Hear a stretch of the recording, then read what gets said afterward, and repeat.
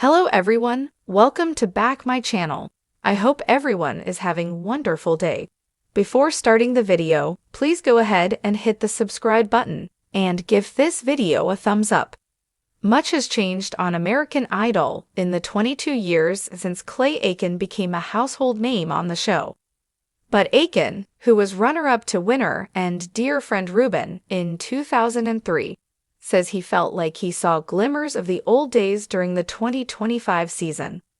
Although Aiken didn't watch season 23 religiously, he told on June 4 that he saw enough to notice how viewers got behind relatable contestants with significant talent, and how the audience embraced music genres like gospel and R&B. The result, Aiken said, reminded him of his own season on American Idol. Aiken told that after the first season of American Idol made winner Kelly Clarkson and runner-up Justin instantly famous, both with pop star images to match their talent, Judge Simon Cowell looked at the talent pool for season 2 and determined that the audience would have to decide which mattered more, the contestants' looks or their talent. Simon said that it was going to be talent over image in season 2. Aiken told who goes further. Those who look like pop stars who fit that mold, or will America choose the folks who are more relatable and look more like them? In the end, Aiken said Cowell was right. The final 3 contestants, Aiken and Kimberly Locke, had powerful voices but lacked quintessential pop star looks.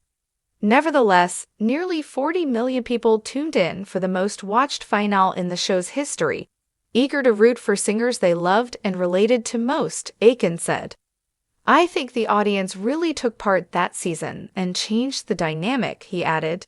To stay competitive in changing TV landscape over the years, Aiken said he understands why American Idol is now a much flashier production than when he was a contestant.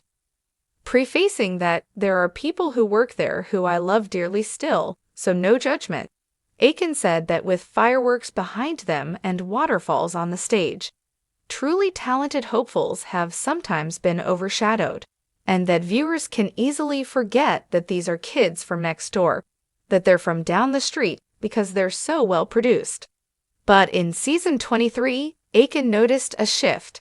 He praised the decision to stage a faith-based Easter special to appeal to the show's core audience in Middle America. He also celebrated seeing finalists who represented a diverse span of music genres and backgrounds, much like on his season. Roberts, for example, is the only black male winner since and also the first dad ever to win American Idol, with 3 daughters back at home in Meridian, Mississippi. Aiken told, I think in some way, the fact that the audience said, we want the guy who we relate to kind of goes to show that networks don't always know what audiences want. Sometimes audiences need to tell them, and they did this year, absolutely.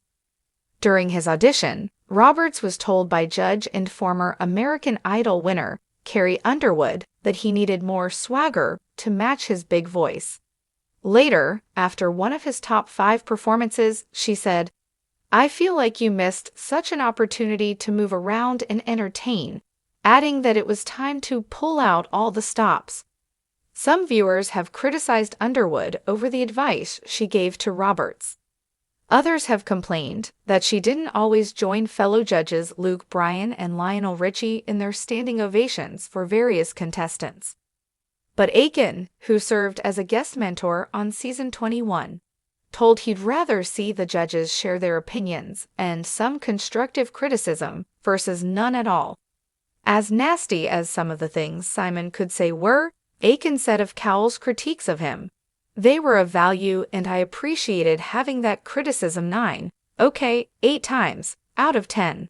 The fact that Carrie gave Jamal some criticism is actually great, he continued, because it's not something that has been happening on Idol in the last 8 years or so, and I feel like that was missing. Maybe that's why more people voted, because they heard Carrie kind of giving that constructive criticism and wanted to weigh in. Aiken joked that he's felt at times, especially since American Idol moved from Fox to ABC in 2018, that the judges are simply there to hold those chairs down. Because after everybody performed, it's like, you're a star.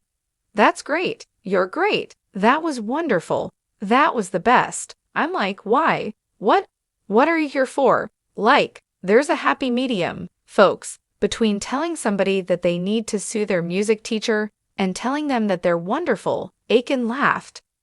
There are constructive things that I still want after, 22 years in this business.